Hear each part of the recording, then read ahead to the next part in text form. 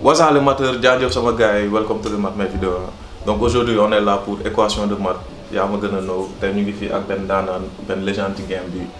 je nomme Nindof Killer aka Killer noonu la demee. Yeah man. Ok donc ma bàyyi la nga nuyoo internet yi vite fait waaw. waaw yeah siyaar ak maagal gars yi maa ngi nuyu maa lay show love yow déjà maa lay big up di nuyu gars yi ñuy seetaan yëpp fu nekk si àdduna bi maa leen di show love maa leen di nuyu show boy Nindof Killer from Guelzao waaw.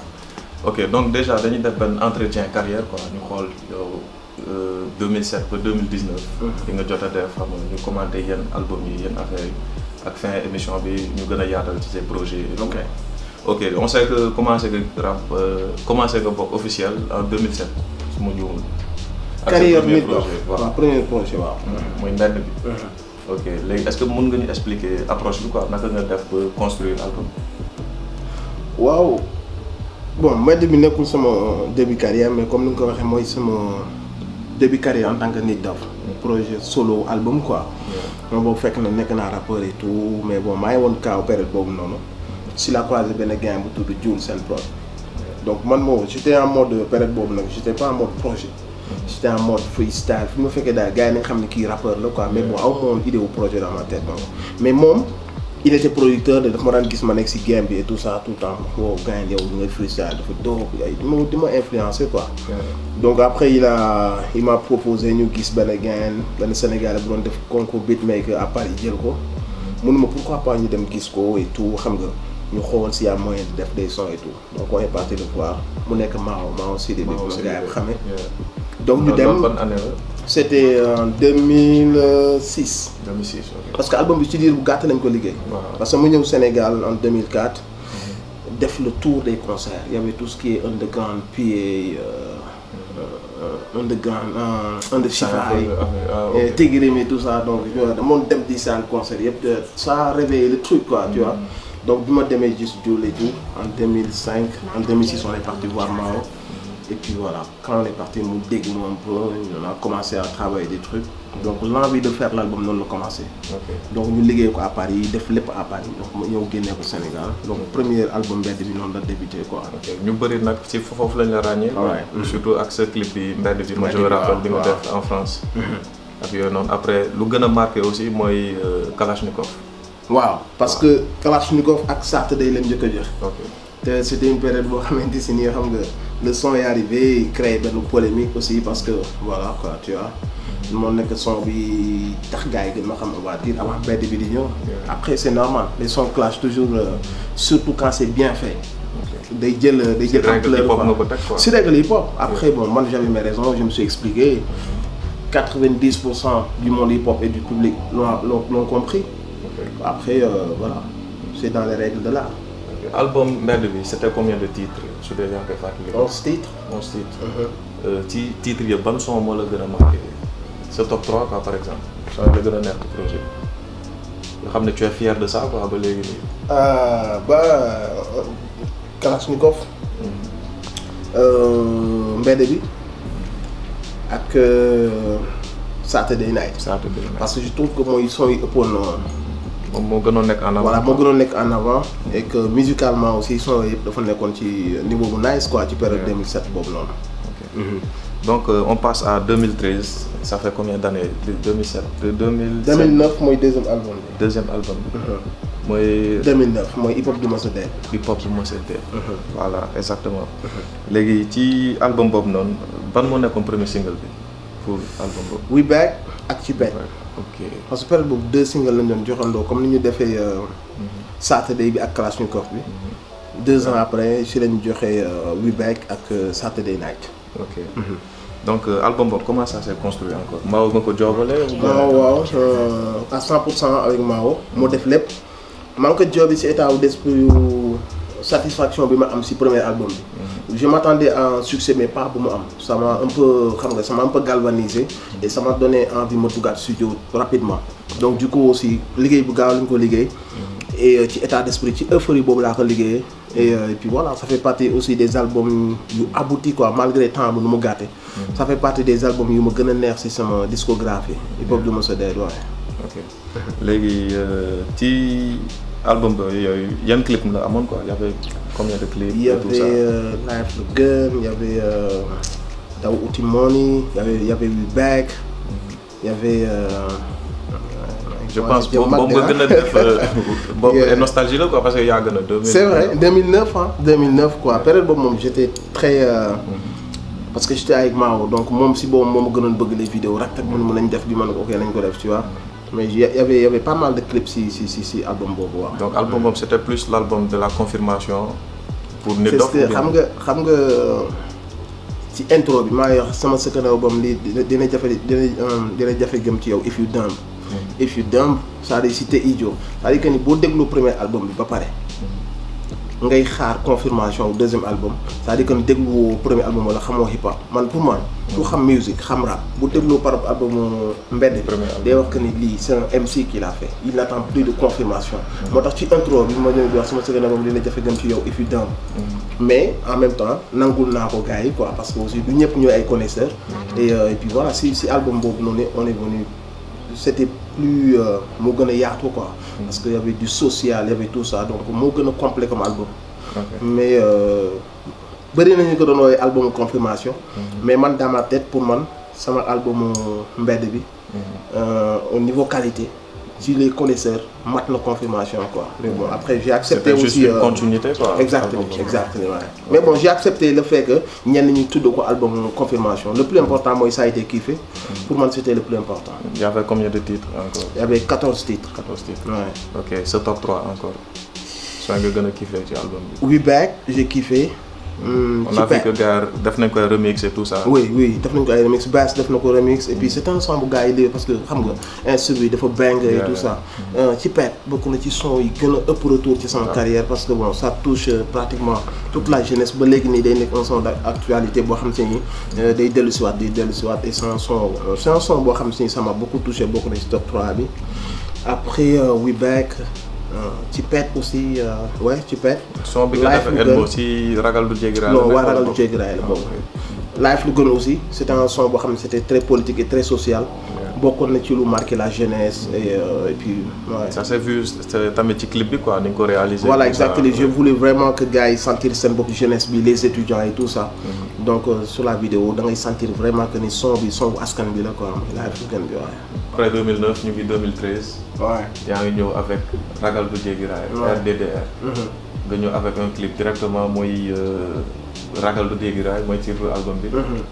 Donc déjà ragal du jéggi raay comment ça s'est fait quoi? Pourquoi nga choisi déjà titre bi pour album bi? C'était quoi le message derrière quoi?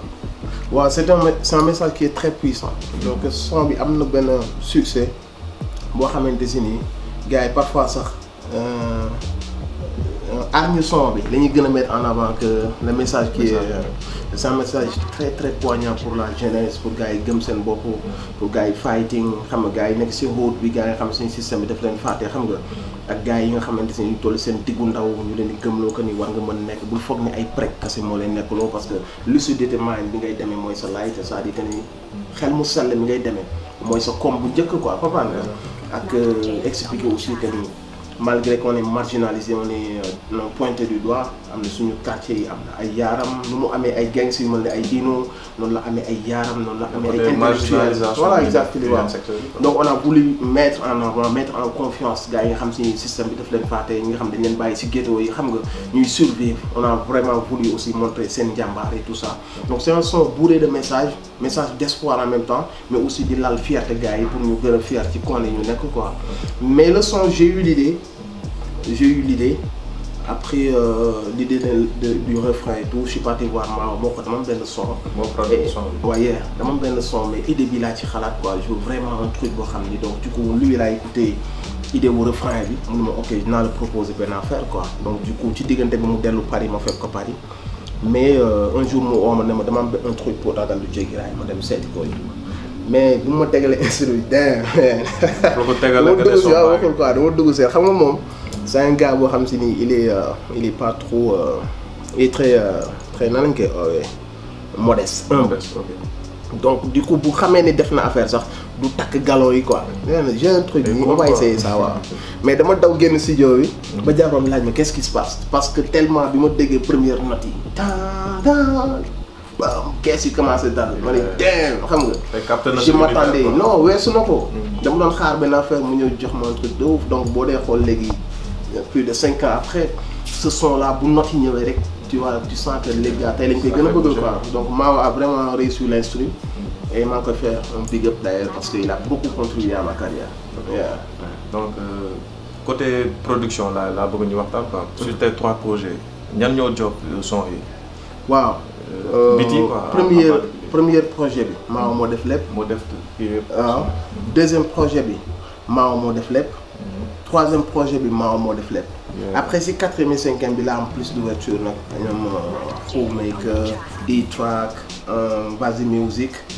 et Basic Pro. après ak Mao sa zone de confort quoi. voilà exactement aussi yàlla moo ko bëggee noonu aussi parce que dafa tombé nag période boo xam ne Mao n'était plus libre à 100% comme il était parce que man ak moom on était à Paris donc pour ñu gisante da doon yombee tout mais bu mu ñëwee fii il y avait plusieurs casquettes.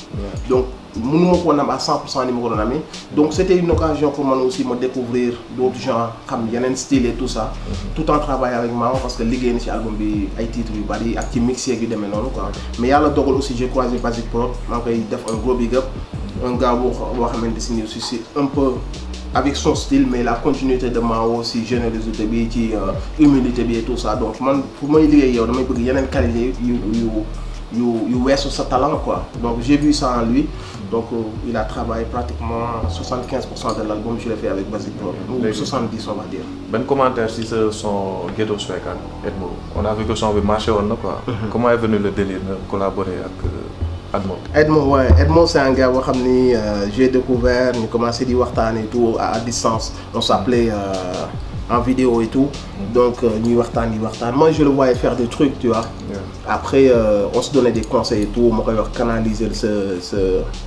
ce talent quoi bul def sànni tout le temps les choses canalise nga focus ci benn projet pour gars yi xam la quoi you know donc man ak moom on échangeait lui aussi me donnait des conseils par rapport à sama musique et tout après on s'est dit pourquoi pas on fait un truc ensemble donc après si laa ko jox idée wu refrain bi donc lui mu àggale les phrases du refrain après il a posé ici fekk maa mi woon Sénégal mu posé après man à Paris j'ai écrit et puis on a fait le son. Pendant 2016 muy sa 4e et dernier projet. Roi d'Afrique. Cover bi. Pourquoi genre univers boobu couronne bi ak des figures marquantes ci sa ginnaaw la. C'est on va dire c'est le 4e et 5e parce que c'est un double album de 28 titres. Et voilà pourquoi Roi d'Afrique et pourquoi cover bi dans mes albums ci ginnaaw ku dellu rek fekk fa n'était pas arrivé fekk fa Unify Now c'est un titre qui me tient à cœur mooy gëm suñu bopp jëlaat suñu lettre de noblesse xam nga et que ñu xam que ni suñu avenir à nous les Africains ñun ñoo ko war a jël sëgg bi ñu doon sëgg ci kanamu yeneen état yi wala yeneen races yi loolu dafa war a jeex et tout et que cette jeunesse là dañu war a am benn héritage boo xam ne dañ koy assumer quoi ci Lumumba bu ñuy citer tout le temps Nkrumah bu ñuy citer tout le temps Sankara bu ñuy citer ñuy jël aussi exemple ci Malcolm X et autres mais après ci suñu doxalin on n'est pas à leur niveau on est très loin d'eux-mêmes quoi tu vois et man je trouve que en tant qu'artiste aussi engagé de ce quoi thème yooyu dafa nekk lu ñu war a mettre en avant pour man africain yëpp loolu la ñu war a def surtout ñi nga xam ni xaw nañ am tuuti baat bu ñëpp day wax unité africaine bu ñëpp day wax ànd booloo bu ñëpp day wax gëm suñu bopp je pense que génération bii di ñëw au fur et à mesure message boobu di jël ampleur ci ñoom dinañ am beneen attitude quoi loolu moo tax ñuy wax roi d'Afrique récupère ta couronne ça veut dire que tu es né roi tu es né dans la royauté et que l'histoire et la politique a fait que ils t'ont volé, ils t'ont malmené et tout ça mais il est temps que nga jëlaat aussi lettre de noblesse nga hérité si guerrier parce que on nous a fait croire que nos ancêtres étaient des débiles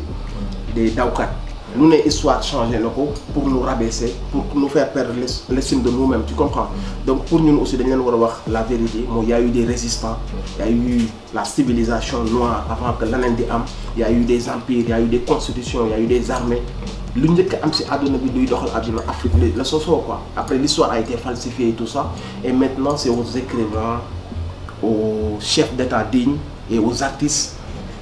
au fur et à mesure ñuy mettre loolu en avant quoi donc du coup man dans tous mes albums j'essaye de lancer ces messages là moo tax ci album bi Kogo bi ma jël les gars yi nga xam ne ils ne sont plus là ma teg leen ci ginnaaw moi je représente ceux qui sont là avec benn hargne ci photo bi pour wane que ni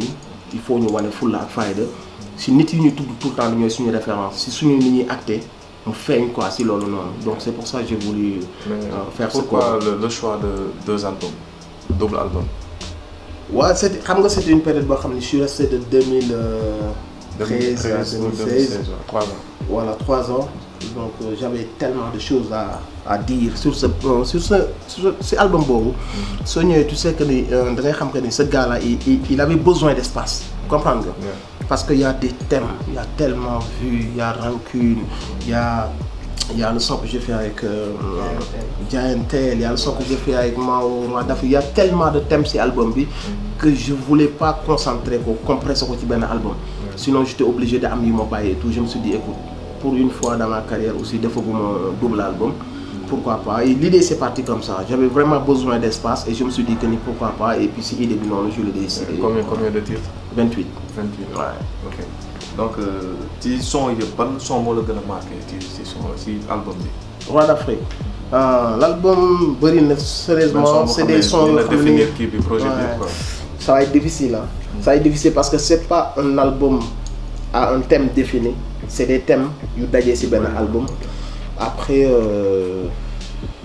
voilà quoi il y a plusieurs sons yoo xamante ne nii parce que c'est un album boo xam ni dañ koy découvrir au fur et à mesure tu vois day gën di màgg ba tey jii su ma neexoon ma annoncé ko ne moom lay génnee parce que c'est un album yoo xam ne plus ngay jeex plus tu tombes sur des thèmes plus tu tombes sur des univers yu différents tu comprends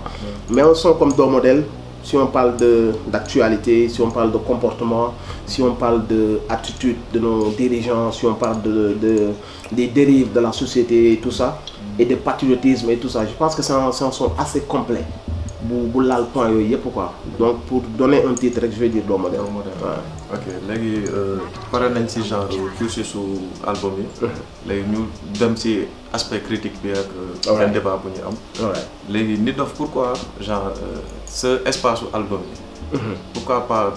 Nit Doff il n'est pas trop productif quoi du proposer ay EP pourquoi pas ay mixtape ak yooyu noonu. parce que mën nga toog 23 ans duñ la dégg. nga dégg saa génneewaat benn album genre gap boobu noonu. est-ce que c'est pas plus. Conforme que teg fa benn mixtape wala un truc comme ça.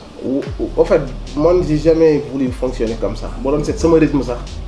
élection yi ak problème ci amoon moo ko cassé mais c'était tous les 2 ans après j'ai eu sama premier enfant je me suis un peu calmé l'histoire de gérer la première année et tout après il y a eu il y a eu les élections il y a eu coow yi ci am yëpp donc du coup j'ai fait un peu de recul pour que casser affaire de 2 ans yooyu noonu quoi. Après c'est des choix quoi parce que aussi joxe naa fi ay sons yu bokkul ci benn projet yoo xam ne ma neexoon tuddee ko EP instant bi nii maa ngi ay sons yu dul jeex su ma neexoon ma génne EP quoi mais man je préfère comme rythme bii la ma gars yi xamee et tout ça je préfère à la place des EP et des mixtapes ma concentrer aussi benn projet album ma génne ko xam nga dëkk bu nekk ak ay réalités tu vois aux États-Unis tu sors un album après quelque temps yaa ngi sëgg ci mixtape parce que ñoom foofu mixtape dafaa jël valeur bi mu fa war a jël quoi. Donc du coup boo bëggee def comme eux alors que fii suñu réalité c'est différent tu vas te disperser de trop quoi donc du coup man parfois je prends des sons je lance sans pour autant donner de voilà de concept ni rien du tout ni EP ni côté projet tu as plus album que plus album chose quoi plus album ouais. Pour ñu revenir un peu ci ce concept bi nga indi mooy show of the year. Déjà idée de base bi fan la jógee nga ne non chaque année dama war a teg benn concert stade et tout ça quoi. Comment s'est fait initiative boobu noonu. C'était un rêve parce que aussi man dama yàgg bëgg hip hop mais bu ma nekkee Paris aussi dama doon dem ci concert yu mag yëpp fu ma déggee Nas day ñëw Jay-Z day ñëw 50 Cent day ñëw Snoop day ñëw whatever kuy ñëw damay dem seetaani quoi. Mais après su ma leen doon seetaan en tant que rappeur dama doon rêver nekk seen place et tout je me dis mais you know comme footballeur buy seetaan gars yi rek quoi you know so dama doon wax kan lii pourquoi pas ñun artistes sénégalais yi on va dire duñ ko def donc bi ma defee sama premier album gis kii bu mu def parce que aussi defuma album bi rek toog quoi man dama def album après je suis parti dans les régions dans les coins. dawal promo bi def ay concerts ay cafétéria dama doon def tournée banlieue dem ay Mbacké dem ay Diourbel et tout avec un seul album comprendre nga sama premier album j'ai pris un stade à Louga sama première mbedd bi tu vois. Après mbedd bi bu mu demee ma gis euphorie bu mu indi ak intérêt bu mu suscité yëpp ma génnee deuxième album bi muy hip hop bu ma sa dee j'ai fait même tournée bi j'ai pris d'autres dates ak d'autres lieux mais j'ai vu que ni nit yi ils étaient dañu doon ñëw te j'ai vu que y avait la demande quoi après idée boobu ma daan am nag su ma daan seen concert yu mag yi je me suis dit mais pourquoi pas ici au Sénégal il y a la jeunesse, il y a des espaces et il y a surtout la demande. Là moo tax nous on prend pas le risque de make it bigger parce que fekk yaa ngi yem ci sa zone de confort bu ndaw boobu mu mat 300 personnes doo ko bëgg a dépasser parce que doo bëgg a jël benn risque et c'est bien tu vois mais moi je me suis dit qu'il faut casser ça parce que bu fi public bi nekk woon là on peut dire mais il y a des centaines de milliers de jeunes yoo xam ne hip hop bi kese la ñuy doon 24/24 tu vois. Moi ça m'a donné un peu l'envie, je me suis dit je vais le faire. Première fois nag mes gars ils étaient un peu sceptiques, waouh Iba Mar t'es fou quoi man leen mais il faut être fou dans la vie. Iba Mar ñaata place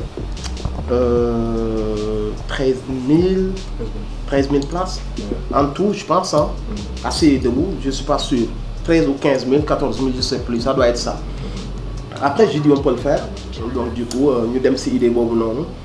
avec les moyens qu'il faut avec la promo qu'il faut avec la petite équipe qu'il faut ñu dem songu ko affaire show de bi noonu la màggee te bi ñu ko defee aussi je me suis dit que ne warul nekk lu yam Dakar parce que même public bi moo nekk Tamba te ñoom mënuñu ñëw Dakar on l'a fait à Tamba on l'a fait à Ziguinchor on l'a fait à 2009 moo doon première édition à partir de 2009 à chaque fois ñu doon def Dakar ñu doon def Louga ak yeneen régions yi donc noonu la jëlee ampleur plus ñuy dem muy gën a mag ici à Dakar donc au fur et à mesure c'est devenu un rendez-vous annuel de tous les hip-hopeurs. yan difficulté nga jot a rencontrer ci show bi ci organisation et tout. Organisation c'est très difficile nag c'est très difficile parce que il faut des moyens il faut beaucoup de budget et que y a pas apport bi war a am y a pas cette complicité là bi war a am tu vois au niveau de nos autorités y a pas ça. Et au niveau des sponsors aussi, il n'y a pas ça. Il y a un vrai blocage au niveau de ceux qui tiennent ce marché-là, avec le rap galsen. Moi, je trouve vraiment très bizarre des choses comme ça, que des jeunes arrivent à le faire dans leur pays et que en tant que il y a un pays d'Afrique, tu vois. Ici au Sénégal, c'est un peu trop bizarre de voir la jeunesse, en fait, la jeunesse dans la positivité, dans la bonne ambiance. ñu daje ci benn affaire bu ñu bëggandoo ñoom ñëpp et yow tu veux pas afficher ton truc. su nekkoon sax waaw problème sponsoring problème autorité tu vois même parfois da ngay des autorités yu la tegal ay barrières ci yoon bi les sponsors n'en parlons pas ni ñu waroon ñëwee jàpp ci hip hop Galsen dafa des parce que y a beaucoup de talent y a beaucoup de gars yoo xam ne dañu mujj craquer étouffé financièrement daal di daw génn donc du coup nit ki lu mu nekk di ci góorgóorlu mu nekk une jeunesse nga xam ne mën na indi. doole mën na indi emploi mën na indi jaay couleur Galsen parce que booy plus ñuy am doole plus mu nekk quelque chose de bien nga ñëw seetaan leen pendant plus de 20 ans gars yi defuñu ci li ci war y a eu beaucoup de gens yu mujjee teg drapeau bi quoi loolu lépp manque de moyens le manque de jàppale bi la donc du coup nous aussi on a eu ces difficultés là mais on a toujours cru en nous daf ñu ko jaral quoi bu laajee ñu dugal suñu poche xaaruñu état. Et puis il fallait aussi de temps en temps ñu changer ce discours wala ce drapeau pour que mën a am accès ci ñoom. Nous on s'est dit que non on préfère même def ko huis clos mu am 3 personnes moo ñu gënal ñu changer suñu discours wala ñu changer ki ñu doon pour mën a am seeni faveur quoi. On est resté ce qu'on est, le discours qu'on tient on continue à le tenir et puis on l'a fait avec toutes les difficultés que cela comporte. Et mine de rien avec l'aide du public l'aide de tous les acteurs du hip-hop indi nañ ko fi ñu ko bëggoon indi te gëm nañ que ni mën na ko dépasser bu fekkoon gars yi indi nañ ni ci war quoi. ñaata édition bi dafa defagul. ren la ñuy préparer 9e édition. ren mooy nekk 9e édition. Macha Allah ça prouve que ça marche quoi. waaw ça marche ah. ça marche c'est devenu benn rendez-vous annuel boo xam ne gars yi dañ koy xaar. xam nga ça dépasse Nit Dof. c'est devenu un truc hip-hop Galsen non ñu ñoo ko initié mais ça nous dépasse comprendre nga. Il y a beaucoup de gens qui viennent yoo xam ne Nit Dof moo leen fi indi il y a d'autres gens yi yoo xam ne Kaneen moo leen fi indi il y a d'autres gens yoo xam ne dans sa généralité hip hop moo leen fi indi donc c'est devenu le truc de tous les hip-hopeurs te loolu moo la doon sama objectif moo taxoon bon j'ai toujours voulu avoir des invités et que man je voulais que le truc me dépasse quoi je voulais que moi nekk un truc boo xam ne bis buy nekk festival day nekk un truc très naturel tout le monde dira que ah oui ça a toujours été notre truc à nous donc alhamdulilah ci image boobu lañ ko joxee te gars yi noonu lañ ko percevoir quoi. léegi ci 9 éditions yi ban année moo la gën a marqué boo xam ne kontaan nga ci quoi am nga ci am souvenir yi cool waaye bu nekk nag da ngay am sérieusement yàlla daf ñu suturaal ba yëpp dafa nekk réussite mais bu nekk day am beneen bu nekk ak day am histoire boppam les difficultés wala les attentes wala les événements yi mu tombé comprendre nga mais la première édition mënul am morom parce que boobu noonu tu vois dafa tawoon ñu yóbbuwaat ko beneen kii yóbbuwaat ko beneen date ñu foogoon sax que ni day cool. mais nit ñi waaw gars yi gëmuñu ko woon mais lu lay wan que ni public bi da ko doon xaar bu mu tawaatee même jour bi ñu ko yóbbu dafa tawaat. ba ay 22h taw bi arrêté mais nit ñi bi jóge fu nekk di ñëw tu vois. et ñu joué ba ci dëgg ba mu defar genre vent yooyu muy def buy waaj a taw. bâche bi di naaw gars yi téye ko ñuy joué teg ci brique bi c'était magique quoi comprendre nga. donc sensation boobu day jafe nga amaat yow yi am na beneen boo xam si dañu jël recettes yi yóbbul ko mbënd bi. peut-être mu coolee noonu quoi. on a pris beaucoup d'argent avec une association qui s'appelle A3S ñu yóbbul ko on a aidé pas mal de gens et ça fait partie des choses qui m'ont rendu très fier et que defaat nañ social bu mel noonu d'ailleurs et que voilà quoi yooyu bokk na ci édition yi ma gën a neex mais bon édition yëpp daal bu ci nekk la c'est particulier nga gis c'est particulier quoi la relation bi ngay am ak émotion yi nga ciy jëlee mais yëpp moom satisfaction lañ ci am quoi. daal kañ la ñu mën a xaar événement bi bien que communiquer nga ci quoi mais xam nga waxtu. on va la répéter.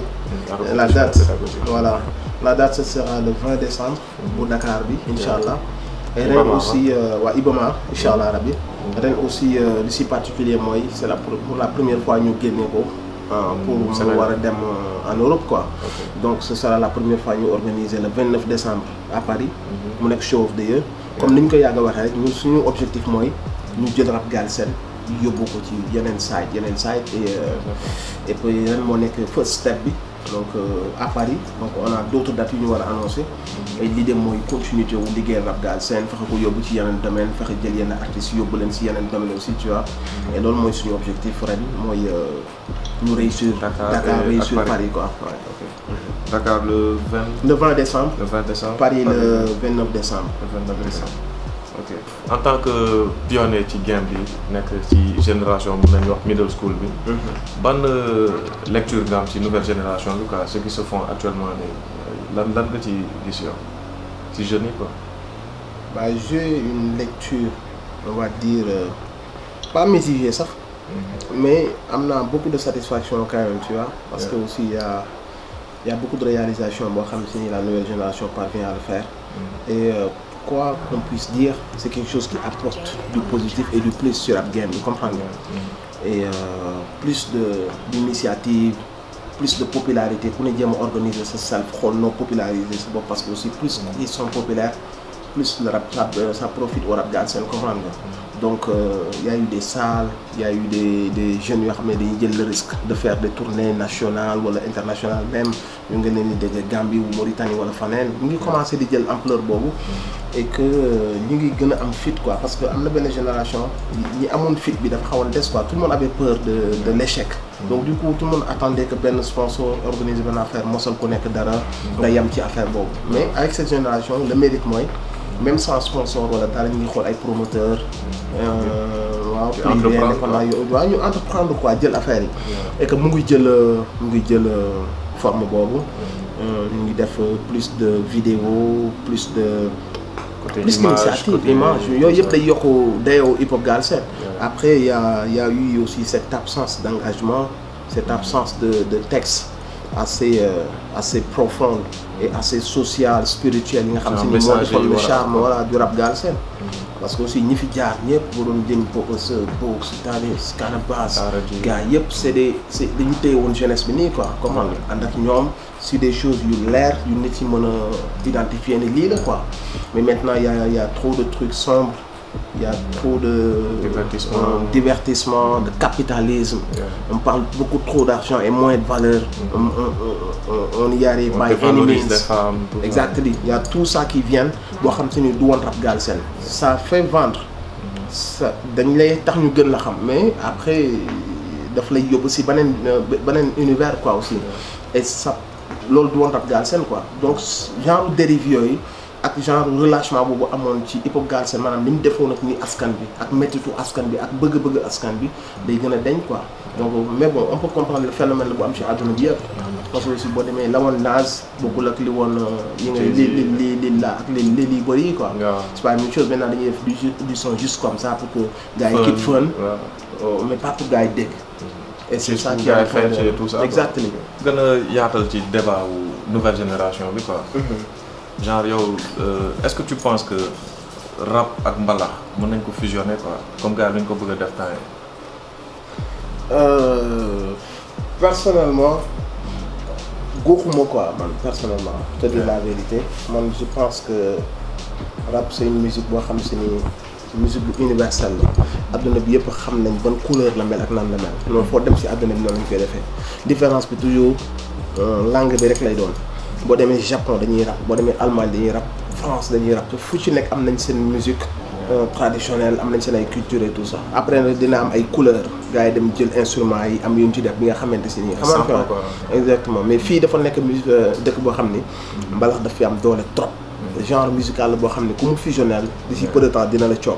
te bu ngeen ko gisee ci musique rap yi mujjee génn yu bëgg a fusionné wu ça sent plus 90% mbalax que rap te loolu day rey rap bi parce que genre musical la mënoo di concurrence benn musical ne ko damay xëccoog yow jeunesse bi te boo bëggee am benn aura bi da ngay dem la nga amoo si moom kooku da lay rey peu de temps mbalax piège la quoi genre boo ci piège la boo xam ni après dina am public am bu ñëw wane benn genre intérêt parce que ñu ngi ciy gis loolu noonu mais au fur et à mesure dañuy dem ba rappeurs yi léegi dootuñ bëgg a assumer le rap qu'il faut et pour bëgg plus d'audience wala plus de popularité dinañ dem ba exactement di def yu mel noonu quoi te loolu genre musical bi nga xam ne traversé na tous les temps génération bu ñëw jox ko bi ci des bu ñu xuusee si loolu noonu dina am lu bëree bëri lu mu rey si hip hop comprendre nga après nag gars yi parfois dañuy wax musique la te di tala daa yooyu yëpp c'est des réalités mais gis ngeen rock bu mu defee nii mbalax dañu dem yàgg rock amatul Sénégal te seen musique boo xam ne am na fépp si àdduna bi salsa bu mu defante nii mbalax parce que musique mbalax bi moo amee noonu doole ici au Sénégal te ici au Sénégal on n'est pas très ouvert ci ay genre musical boo dee seetlu mbalax la ñuy tëgg moo tax boo dee pour ñu am ay artistes R&B yu ute yu bari c'est difficile pour ñu am ay artistes world music yu ute d'habitude sax dañ koy am yu baax mais duñu leen jox doole bi ñu war am fii au Sénégal parce que on est trop focus ci mbalax ici au Sénégal tu comprends après ñun on est des gens yoo xam ne si ni on kiffe ce genre musical dañu bëgg mu traverser les temps ba génération bu ñëw jox ko benn génération quelle que soit tendance bu mënta am crunk dirty house trap music ñu nekk si tendance boobu noonu bu jeexee ñu continuer ci classique beneen tendance ñëw comme ni ñu koy defee si àdduna bi yëpp mais yaa ko Sénégal nga gis que ni les gens ils veulent plus assumer ça wala il y a trop de connaissances ba moom su ma ëpp donc du coup j'ai peur pour rap la mbalax waaw ñaari genre musical yu bokkul la mais mënoo nekk di concurrencer ak nit aussi nga yor sa genre mu yor genre am nga bàyyi sa bos bëgg la ngaa mit sa bos ba nga bëgg continuer exister c'est impossible tu vois après certaines personnes bu ñuy dégg ñuy wax dañuy fokk ne on n'est pas fier de noonu alors que c'est deux choses yoo xam ne on koy dissocier xam nañ lan mooy lan on sait qui fait le mbalax xam nañ qui chante bien xam nañ luy Youssou Ndour luy Omar Pène mais après xam nañ lan mooy Rapadio xam nañ lan mooy PBS xam nañ lan mooy gëb la xam nañ lañ mooy Under Chiffay comprendre nga bu ci nekk jox ko gëddam bu jotee dañ koy jox gëddam mais pour préserver le rap mu continuer nekk genre musical bu am doole fi Sénégal nee nañ leen bu ngeen defee fusion boobu d'ici peu de temps rap dootul exister. donc l'heure est grave quoi attention genre gars yi virage bi ñuy jël nii d'ici 5 ans. peut-être rap dootul exister parce que buzz bu muy àndal boo ko defee. ak kii boobu muy suscité. day tax ba ñu bëri dañ koy dem wuti te bu ko ñëpp demee wuti plus ngay dem te yéen a ngi koy dégg du lu ñuy wax nii yéen a ngi dégg son dootoo xam ndax. da nga war a beeb yoo xeet laaj yaa ngi déglu hip hop wala da nga pooj wala yaa ngi déglu man xamatoo ko comprendre nga fi may est-ce que c'est ça qui est dangereux te buñ ci xuusee d'ici dans les 5 ans qui vont venir 6 7 8 ans pour nga déggate hip hop bi tax ñuy wax hip hop noonu lay seeyee ba jeex tàkk. mais ce serait dommage côté économique moo tax gars yi xalaat ne bu ñu deful liy jaay genre après dina am problème duñu mën a fay seen facture duñu mën a def c'est ça qui est dangereux ku la bëgg a gëmloo que ni mënoo def loolu ci hip hop waxul dëgg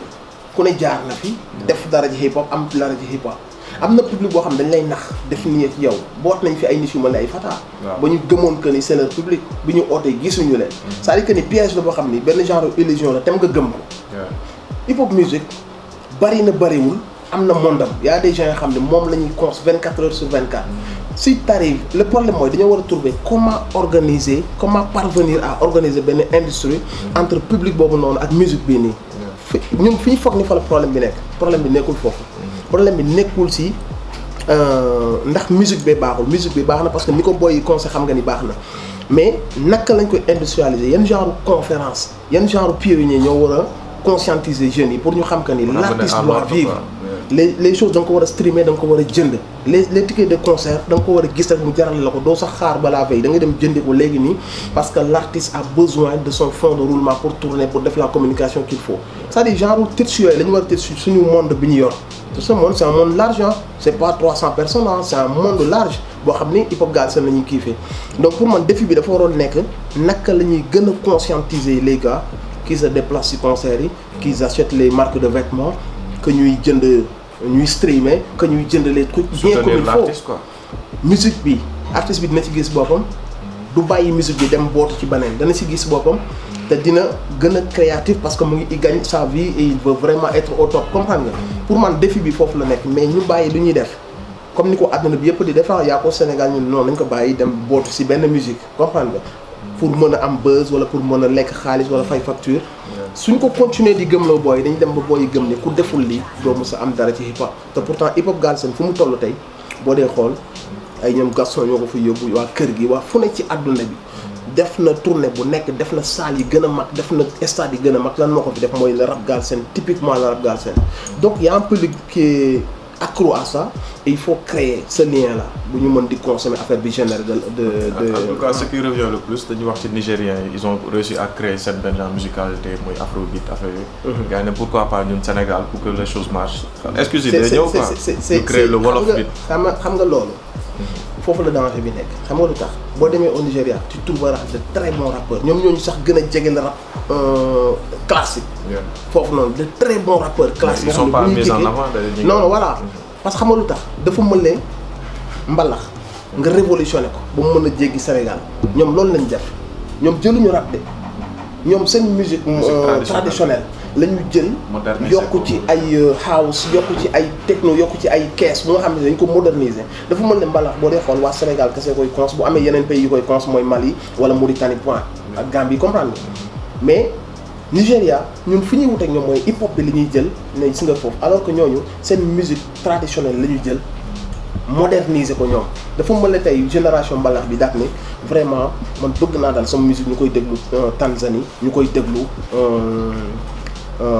South Africa donc il faut ma xool ni mu mel ni ci mbalax bi yan kees laa ci yokk xaw ci yokk un peu de R&B un peu de lii musique bu jël forme daal di toucher ñëpp donc ça n'a rien à voir avec le hip hop mooy lu mu la wax boo demee non du excuse parce que ñun dañuy jaxase parfois mooy lu mu la wax au lieu que ñu xam que ni au Nigéria y a des vrais artistes yoo xam ne rap la ñuy def toujours wàcc ñu seen concept dañuy jël la musique moderne la musique traditionnelle bi nigériens yi moderniser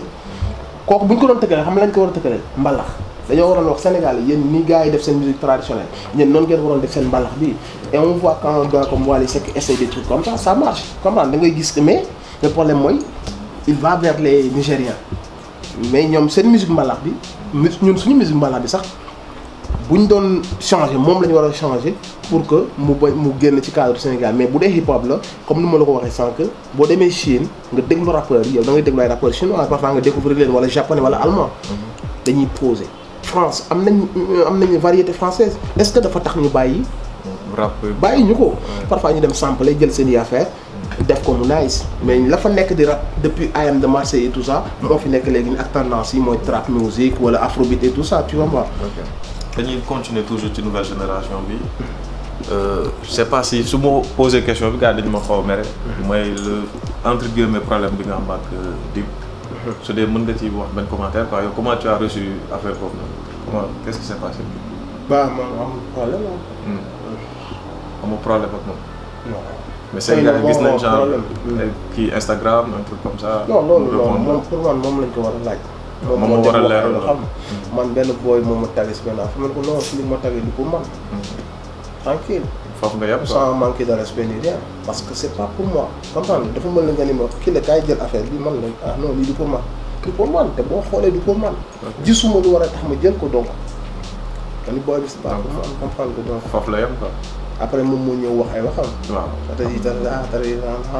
disrespect affaire yu demee noonu xam nga mais problème bi si côté am la quoi et c'est pas hip hop c'est pas du tout hip hop comprendre c'est pas du tout hip hop mais gars yi le monde du hip hop xam nañ que ni il a été répandu par les autres pas par moi le monde du hip hop xam nañ quoi tu peux pas toujours tout te permettre au nom de je sais pas quoi comprendre nga après man je me suis dit bon écoute laisse-le faire ce qu'il a à faire laisse-le faire le show dire des trucs disrespect. Je pense que bu fekkoon que ni génn na si beneen cadre boobu. cadre de clavier et de distance bu demee noonu mu demee noonu quoi comprendre donc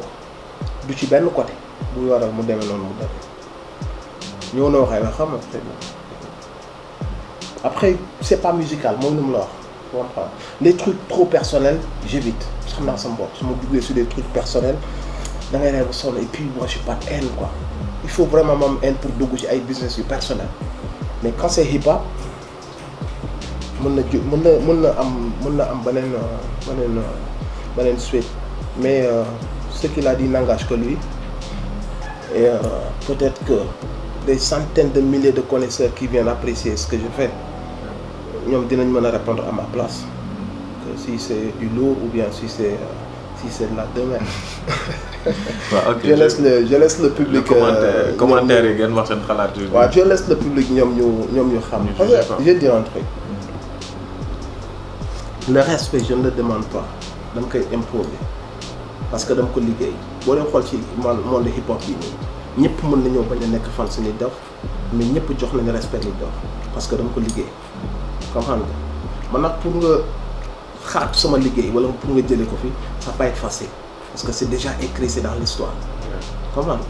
nga bu fekkee bërki démb yaa ngi ñu doon motherfucking respect Nit Doff quelque temps après xam nga waxee na leen du am trop impact ci man quoi dama lay bàyyi ak sa waxu démb ak sa waxu tey ñun am na fu ñu fekk game bi am na lu ñu ko liggéey lu bari am na lu ñu réaliser def nañ ay 5 albums def nañ plus de 5 tournées nationales joué nañ ay villes en Europe yóbbu nañ hip hop foo xamante si nii même ñu nekkul fan suñu def dañ naan la gars yi respect comme naan ñu liggéey def suñuy album def suñuy tournée joxaat nit ñi ay envie yu génn yóbbuwaat lañ ci stade yi dundal affaire bi def ay 48 heures de presse on a déjà écrit notre histoire tu peux ne pas aimer Nit Doff mais mënoo xarab liggéeyu Nit Doff wala respect bu mu am il est resté ci ay principe am nekk góor yàlla am ngëm-ngëmu boppam li ko gars yi xañ fi ñu ko boycott yëpp mu jaral ko mu dugal poche am ak dem ak arñam ba am benn affaire boo xamante si jot na ko bind ba tey am ñeneen ñu fiy bénéficié wu. Y a des gens qui ont cette reconnaissance qui sont calmes malgré le succès bu leen mënta war y a des gens qui sont calmes ñi nga xam ne ñu ngi gérer affaire yi de manière calme mais man am na yoo xam ni jaruma jaay parce que du ma góor comprendre mais maa ngi dal jàmm maa ngi ko li ma war def yëpp maa ngi koy def mais je pense que on continue à écrire l'histoire parce que fi ñu bëgg a yóbbu rap Galsen weesu na lii yëpp am nañu yéene mais lu ñu jot a def mbedd bi gërëm na ko donc c'est pas un gars bu jógee fële wax ay waxam moo ciy impacté dara moo ciy wàññi dara donc face à ces mots à lui moom la ak les connaisseurs les gars qui ont été là les gars qui sont là ils savent ils sauront ñoom apprécier mais je vais pas donner suite à des trucs comme ça parce que warul jël kii boobu ampleur boobu la. ce parcours on a parlé de tes albums wax nañ ci sa actualité mooy show of the year ticket yaa ngi déjà. yëpp ko wane. mooy le plus important mu ngi nii les tickets pour Sénégal Dakar ak bu Paris su ma jugul. non VIP Dakar yi ak. mu ngi nii 2000 francs xam nga dugg am show en direct nga am VIP 5000 jege scène bi et tout donc mu ngi nii c'est disponible numéro téléphone bi mën nañ ko joxe est-ce que. yëpp. waaw joxe ko. est-ce que tane woon aussi. man binduñu fi dara de. nekk si numéro de toute façon mu ngi ci. c'est disponible fii quoi studio mu ngi nii dafa nàkk nii comme yow yaa ma gën a baax bët de. waaw mais man je vois rien du tout. waaw waxal ne dégg 625 66 25. moom lañ bind fii. 66 mais non am na numéro bu ñu bind fii ci. mais man j'arrive pas à lire. waaw maa ngi koy gis 77 gars yi noté leen 237 70 70 numéro bi yomb Paris numéro Paris bi plus 33 6 58 44 07 68. mu ngi noonu stade Iba Mar Diop. waaw nga ñëw am show le 20 décembre. après waaw Paris tamit waa diaspora bi ngeen def. diaspora bi le 29 la donc. gars yi ko bëgg yëpp doon ko laaj Paris. ñu ngi leen koy indil préparez-vous yéen ñëpp teel leen jël seen ticket mën ngeen ko jël en ligne. su ngeen duggee suñu link yi. di ngeen fa gis link yi ngeen mën a amee seen ticket en ligne sur le terrain aussi di ngeen am numéro yoo xam ne boo si wootee di ngeen ko am physique donc préparez-vous ñu ngi ñëw Paris ñu ngi waajal d'autres pays en Europe aussi mais Paris bi mooy le 29 préparé leen ko. à Dakar aussi le 20 bi jël leen seen ay prévente bàyyi bu dernier jour yi. da ngeen ko gis jaral na leen ko xam ngeen ne da ngeen di dem jël leen ticket bi ngeen daas ko fi ngeen koy denc nag yéen ko xam ko. donc c'est un plaisir vraiment ñu ñëw fii grand bi dalal ñu ci studio Guns Out donc déjà ñan ñoo see artistes loolu laa fàtte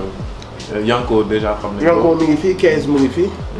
et y a d'autres gens yoo xamante si ni aussi ñu ngi nekkuñu pas c'est pas un truc encore officiel. mais ñu ngi war a liggéey ak ñoom. donc on est un peu en travaux ñu war a defaraat affaire yi réflexion di indiwaat yenn matériel yi ñu war a indi. donc on essaie vraiment d'être à point pour mën a avancer ak d'autres gens quoi mais Yanko son album est pratiquement terminé. 15 aussi je pense bu ko desee pratiquement ay finition lay doon. donc voilà. donc ñoom ñooy nar a génne quoi. ci 2020. ok donc projet pour 2020 c'est projet personnel bu weesoo show of the year bi. waaw normalement y aura un album. après xamaguma kañ ci 2020 bi. mais album bi pare na. yii sori na sori na vraiment sori na sori na quoi j'avais pensé même si année bi mais bon après y a eu des choses yoo xam ne on s'est dit que ne noonu lañ bàyyi ba 2020 mais bëgg naa daal ci 2020 bi ñu joxe album bi quoi loolu bëgg nañu ko quoi après xamuñu nii wala fin wala début on sait pas encore. par 2020 courant 2020 inch'Allah rabbi y aura un album. Il y aura un album ou des albums on sait pas. émission bi jeex na donc le grand ñu bàyyi la mot de la fin lan ngay wax gars yi nga xam ne ñu ngi suivre émission bi. ba bon ñu ngi showloo ñëpp ñoo ngi tuub aussi ci cadre yi parce que aussi xam na rek sometimes nga xaw a wax ay wax yu dëgg quoi mais bon affaire bi daal mu ngi noonu Rap Galsen moo raw gars yi gëm nañ ko bëgg nañ ko mais après li xaw a des sometimes du critique bu ñuy def bu négatif mooy dañoo xaw a yeex ci jënd bi. you know nee nañ bëgg nañ ko nee nañ bëgg nañ ma concurrencer nee nañ bëgg nañ suñu artistes yi nekk à l'aise gën a liggéey li nga bëgg daf lay jaral quoi je veux dire comme ni nga crédit jarale wala daal you know artiste bi lu ma lay jaay nee nga neex na baax na demal nga jënd ko you know bu génnee album nga jënd mixtape whatever boo jëndul yëpp sax nga am yoo si jënd nga dem streaming parce que da nga bëgg sa artistes yi nekk ci à point quoi you know so loolu mooy deal bi nag mooy gars yi ñu ngi koy support ñu ngi partager affaire yi ci net bi ñu ngi koy dooleel mais dugal loxo ci poche bi war na gën am quoi you know di jënd marque gars yi di jënd seen ay album di dem ci concert yi parce que concert yi di full xam nga concert yi di full nekkul sa artiste la que doo dem concert am parce que da ngay bëgg hip hop avant ngay bëgg artiste bi comprendre nga donc du coup mën nga dem concert u sa artiste mën nga dem concert koo xam si ni doo fan sam mais bokk na ci ñuy dundal hip hop ci loo gëm quoi donc loolu mooy sama message maay show loo yow tam ci jot bi ngay def interview yi mat mes vidéo ñu koy suivre aussi ñu koy seetaan